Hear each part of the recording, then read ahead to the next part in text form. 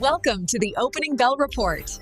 If I walked up to you on the street right now, handed you a crisply printed, legal tender $1 bill, but told you the price was only 95 cents, would you take that deal? I'd assume it was a counterfeit. Or maybe a magic trick. We are wired to believe there's no such thing as a free lunch. Right. It triggers that too good to be true alarm in your brain. But what we're diving into today is a scenario where the market, specifically the silver market, is essentially offering that exact deal. It is. It's offering to sell you $1 worth of an asset for roughly 95 cents. It sounds like a gimmick. I know. But what we're looking at is a structural anomaly. And just to ground everyone, today is Tuesday, January 20th, 2026. We're looking at a very specific corner of the market. And we're not talking about meme stocks or some obscure cryptocurrency. Yeah, not at all. We are looking at silver. And anyone paying attention knows silver is having a serious moment right now. Spot prices are hovering right near that $90 to $94 range per ounce. It is a massive super cycle. It is. But our mission today isn't just to say, buy silver. That's too simple. Right, we have plenty of sources that say that. What we are dissecting today is an analysis report titled The Silver Arbitrage Strategy. And it focuses on a mathematical gap. A gap that has opened up in a specific investment vehicle, the Sprott Physical Silver Trust, which trades under the ticker PSLV. This is what hooked me on this report. It literally has a section titled Free Money with a question mark. But then it pivots to mathematical reality. It claims this isn't speculation, it's just arithmetic. So help us unpack this. How do we get to buy $1 for 95 cents? Well, it comes down to a fundamental disconnect between price and value. To understand it, we need to talk about net asset value, or NAV. Let's define that before we go further. An NAV is just the liquidation value of all the stuff in the pile. Essentially, yes. If you liquidated the entire trust today, sold every single ounce of silver in the vault at market rates, and divided that huge pile of cash by the number of shares out there, that's your NAV per share. It's the raw value of the metal backing the paper. Okay, so let's look at the numbers in the analysis for PSLV. What are we looking at? Right now, the Sprott Physical Silver Trust PSLV is trading on the open market at roughly $29.39 per share. $29.39. Got it. That's the price if I go to my brokerage app and hit buy. But here's the kicker. Gooker. That share represents a legal claim on actual physical metal held in a vault. The report notes that each share accounts for roughly 0.34 ounces of silver. Okay.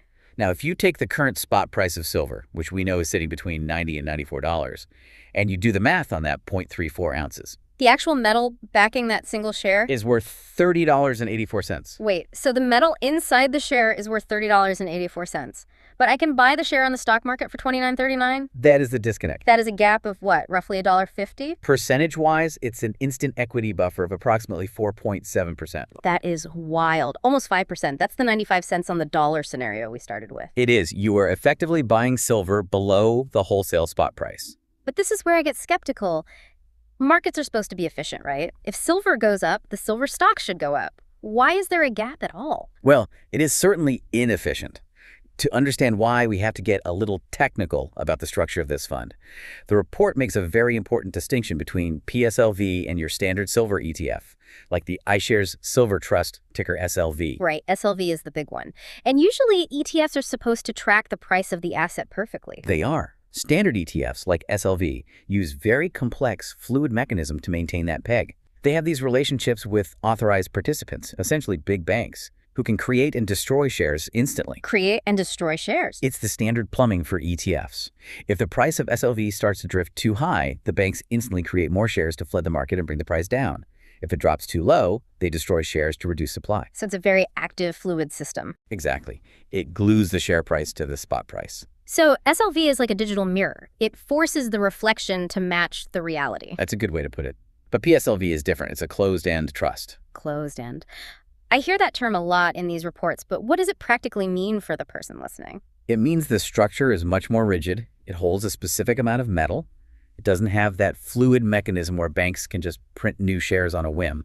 And because of that rigidity? The share price can, and currently does, detach from the value of the underlying metal. It trades based on supply and demand for the shares, not just the metal. Okay, I like the analogy I was thinking of earlier. Tell me if this works. It's like buying a locked safe. Go on. Imagine there is a transparent safe. We can see inside. We know for a fact there is $30.84 worth of silver inside that safe.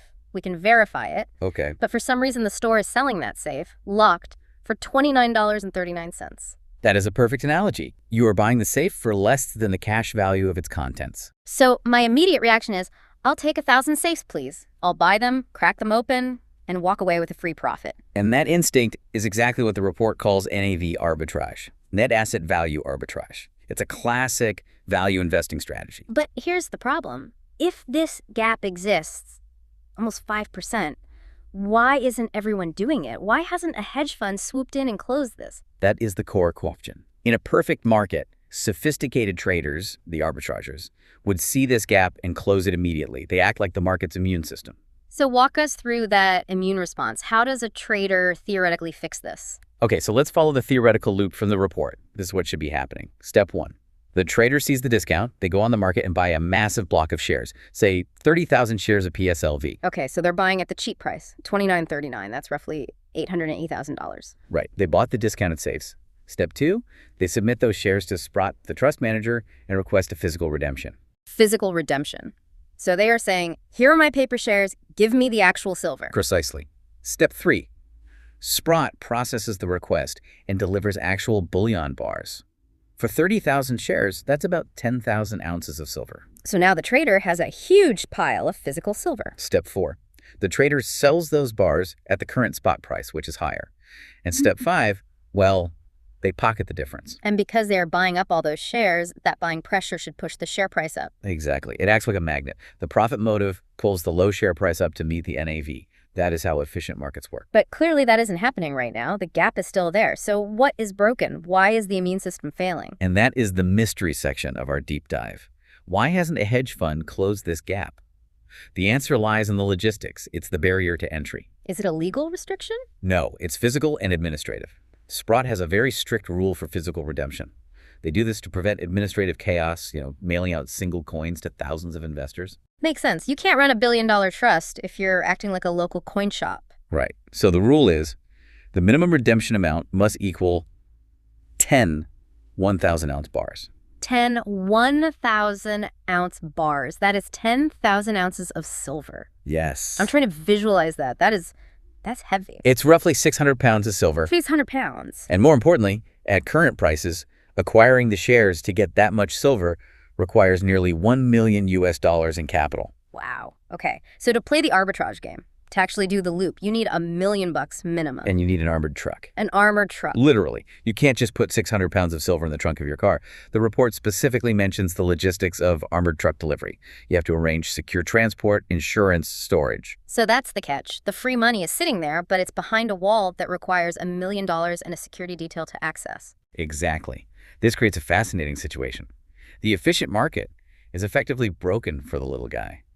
The retail trader can't facilitate the armored truck. So the discount persists because the bridge between the paper share and the physical metal is a toll bridge that costs $1 million to cross. That is a great way to put it. The friction is just too high for the gap to close instantly. Okay, so that leaves us, the listener, me, in a weird spot. I don't have an armored truck. I definitely don't have $1 million laying around. Does that mean this opportunity is useless to me? Not at all. In fact, this is where the report pivots to the strategy for the smarter trader who doesn't have the truck. You don't need to redeem the silver to make money from the gap. Okay, tell me more. How do I profit if I can't open the safe? You profit by understanding the behavior of the gap itself. You need to understand the concept of reversion to the mean. Reversion to the mean. Sounds like statistics class. It is, but in this context, it's about market psychology. This gap between the share price and the metal value, it isn't static. It moves. It oscillates based on market sentiment. So sometimes the discount is bigger, sometimes it's smaller. Exactly. When sentiment is bearish or just bored, the discount widens. The shares trade cheaper than the metal because nobody's rushing to buy them. But when things get exciting, and we know they're getting exciting with this super cycle. When things get exciting, the dynamic flips. When FOMO, fear of missing out, kicks in, retail investors flood in. They want exposure now. They don't want to go to a coin shop. They just want to click buy in their brokerage account. And that buying pressure. That buying pressure bids the share price up. It bids it up faster than the metal price moves. The discount vanishes. In fact, historically, during peak mania, it sometimes flips to a premium. A premium? You mean people pay more for the safe than the money inside it? It happens all the time in closed-end funds during bull runs. Investors will pay a 2, 3, or 5% premium over NAV just to get in. So the strategy isn't buy shares and get the metal. The strategy is play the gap. Precisely. The report outlines a 3-step play. Step 1. Buy the discount. You purchase PSLV right now at $29.39.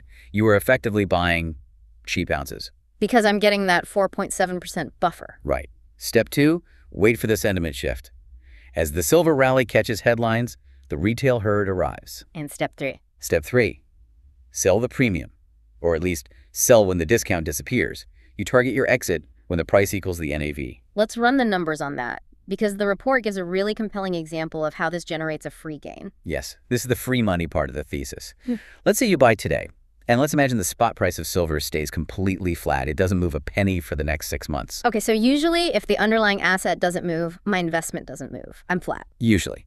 But in this case, if market sentiment shifts just enough to close that gap, so the discount goes from minus 4.7% to 0%, you make 4.7% on your money. Even though silver didn't go up. Even though silver didn't go up. Yeah. Your return is generated purely by the gap closing. It is independent of the metal's price movement. That is fascinating. It's like an extra dividend that you get just for being patient. Correct.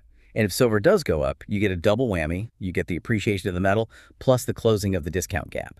It acts like a turbocharger on the trade. Exactly.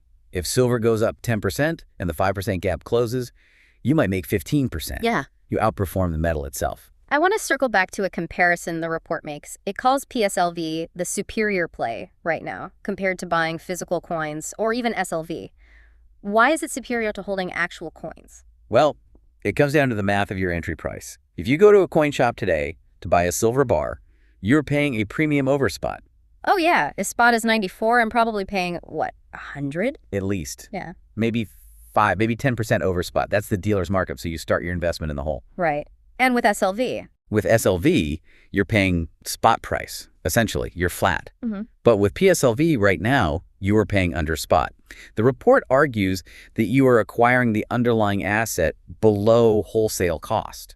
It's the only place in the market where you can buy silver for less than the price of silver. That is the core argument. It's a value trade disguised as a commodity play. That is such a cool way to frame it. You're not just betting on silver, you're betting on the market fixing a pricing error. A pricing error caused by an armored truck. A pricing error caused by an armored truck. That is the headline. It really is. However, we have to be responsible here. I'm getting excited about free money, but nothing is truly risk-free. What are the downsides? That is the right question. The report includes a risk analysis section. The first risk is obviously the spot price risk. Right. If silver crashes, we're in trouble. If silver crashes to, say, $80 an ounce, the NAV of the trust drops. There's no magic that protects you from that. Does the discount help there at all? It does provide a cushion. If you hold SLV and silver drops 10%, you lose 10%.